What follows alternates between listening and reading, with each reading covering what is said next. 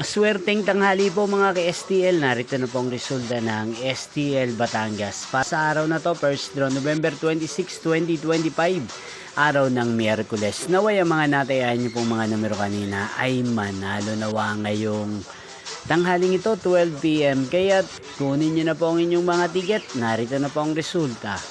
Ang mga numerong nanalo sa STL Batangas ngayong tanghali ito, November 26, 2025. 12 PM. First draw result 17 at 13 in exact order. Again, 17 at 13. At ngayong tanghaling ito sa STL Batangas, sa atin pong i-shoutout si Kuya Tony ng Batangas na nanonood po sa channel ito. Shoutout po sa inyo Kuya Tony. Sana po ay nasa maayos kayong kalagayan.